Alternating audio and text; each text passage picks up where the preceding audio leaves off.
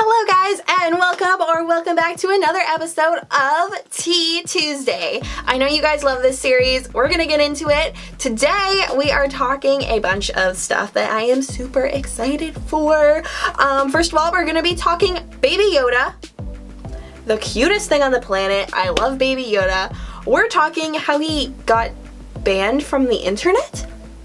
We are also talking Frozen. I literally saw it a week ago. I cannot stop thinking about it. I'm going to see it for a second time tomorrow. These metaphors and the message and everything is just in my brain, and we need to talk about it, guys. We need to talk about it. Full spoiler alert, if you have not seen this movie, do not watch the Frozen part. I will put timestamps down below because we are talking full 100% spoilers, in-depth, Frozen, everything. And then, of course, we are talking the new and noteworthy Disney World merchandise for the holiday season. So we're putting a little spin on it that way. This is Vlogmas, if you do not know. We are currently posting videos every single day in December, and guess what? Every single Tuesday in December is a Tea Tuesday, so make sure you stay tuned for those. But we are going to get right into it first with Baby Yoda. So Baby Yoda was released earlier in the week and took the internet by storm. What a little cutie. People were making GIFs, memes, everything out of him, posted them all over the internet. He took over. Now, many of you are probably familiar with the service Giphy. This is a website where you can create GIFs.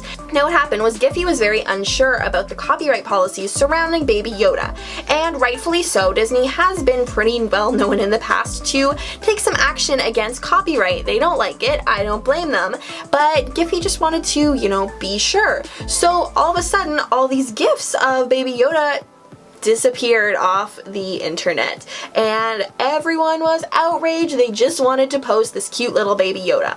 Well, guess what? Disney cleared up everything. Baby Yoda is back on the internet. Spoiler alert, it is time to talk Frozen, guys. Like I said, I went to see it last Saturday, 1 week ago today, and Frozen 2 is spectacular. The first one is better, don't get me wrong. However, Frozen 2 was one of those movies where I finished seeing it in theaters and I was like, oh, that was pretty good.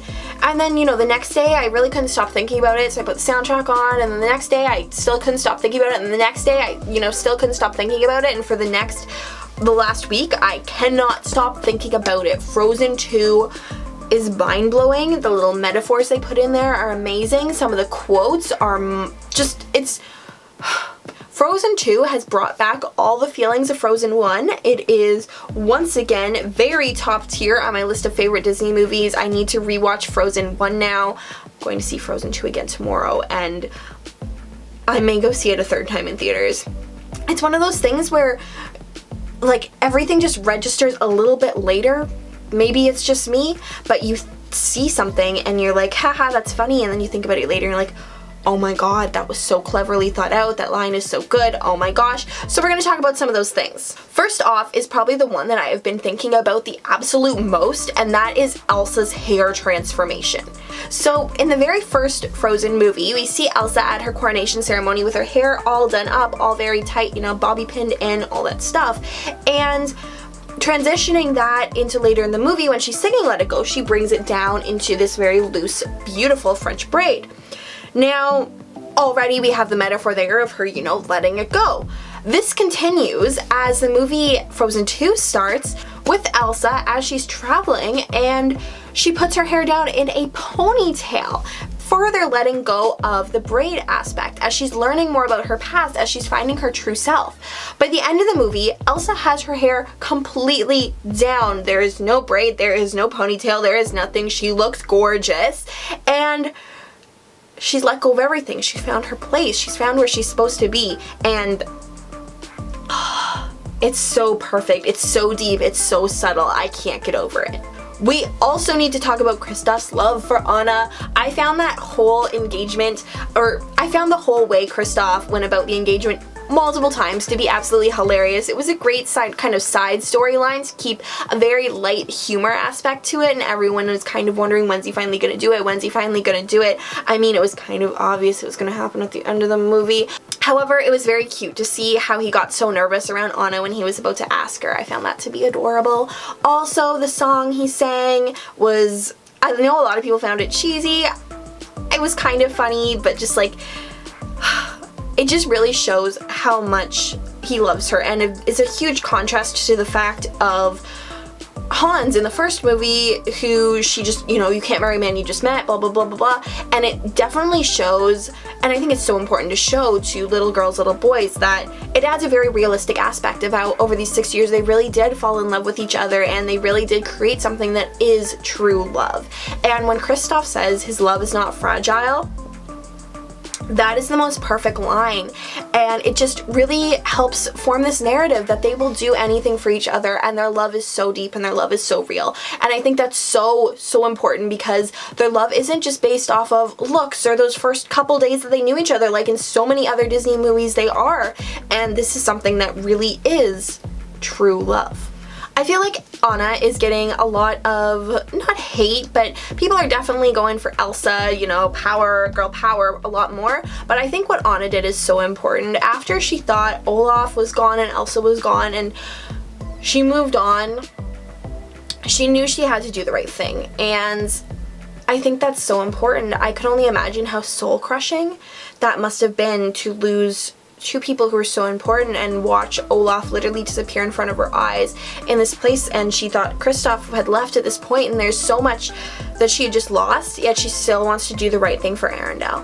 She could have curled up in a ball and done nothing and just let the darkness take over her, but instead she knew she had to do what was right. And then by doing something that was right, by doing something that was so wrong, by destroying the dam, was just, that would have taken just so much strength from her and her character, and it really does truly show who she is. I think in so many ways she is as strong as, if not stronger than, Elsa, for the selfless acts that she's constantly putting herself through. In her priority level, her sister always comes first, you know, Olaf, Kristoff, Sven, they're all before her in a lot of cases, and she cares so much about other people, and I think that's something she doesn't necessarily get full credit for, and that's something I definitely wanted to point out. And now of course she is queen, and I think that's a lovely story. I mean, I think there's still a couple holes in it, like Elsa is now living in the forest. Why don't they just, you know, build another small castle, or why doesn't she build like an ice castle or something? I don't know.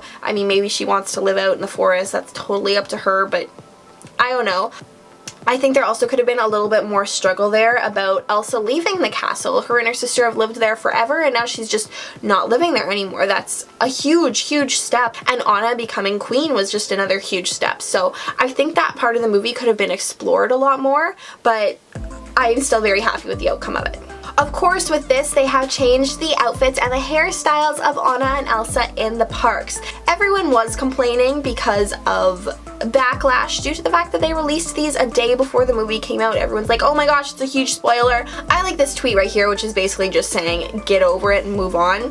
Additionally, with spoilers, I believe that spoilers are okay after opening weekend of a movie. I don't know, that's maybe just me. Everyone was like, no spoilers, no spoilers.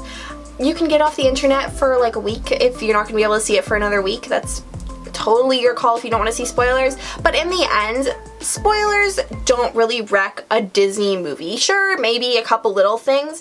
However, the plotline in the movie is still there. You still get to see all the animation, everything. I don't think spoilers are a big deal. And if we are talking about how long you should stay spoiler free for, I think it should be until opening weekend is over, especially when a movie opens on a Wednesday, Thursday, Friday. Everyone has those days plus Saturday and Sunday to see it.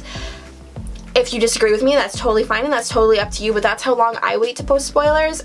Maybe comment down below, how long do you wait before talking about spoilers? And then finally, we are going to be talking about Christmas merch in the parks. So there is a ton of new stuff. Some of the most noteworthy things I found are these Chippendale Magnets. These are the annual pass holder magnets. I'm so excited to get some of these for myself when I'm going to Disney World. If you haven't seen that trip announcement, go check it out. I'm going to Disney World over New Year's.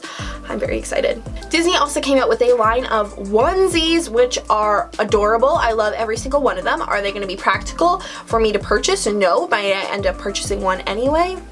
We'll see. They're really cute to wear to the parks though. I mean, I know a lot of people are probably thinking that's kind of weird to wear like a onesie to the parks, but in winter with all the Christmas decorations, that's just adorable. I especially love the kind of spirit jersey style ones. However, I wish those ones had long sleeves. They only have short sleeves. I wish they had longer sleeves. Additionally, with that, we have spirit jerseys. One of my favorites is Epcot's Festival of the Holiday Chippendale jersey. I think it's really adorable. It's blue, which is very different from the red and white kind of normal that you see. I also really love the candy cane one. And of course, the new Loungeflies, the Mickey Mouse one, is to die for. I'm kind of really hoping they'll have some of this stuff at the Disney Outlet store when I go down, because it will be after Christmas, so I'm hoping it might get shipped there maybe. We'll see. And that is all we are talking about today. So I hope you guys enjoyed this episode of Tea Tuesday. Make sure to come back next Tuesday for some more tea. Thank you guys so much for watching this video. Stay tuned every single day of Vlogmas because we are posting a video every single day. Thank you again so much for watching, and have a magical rest of your day.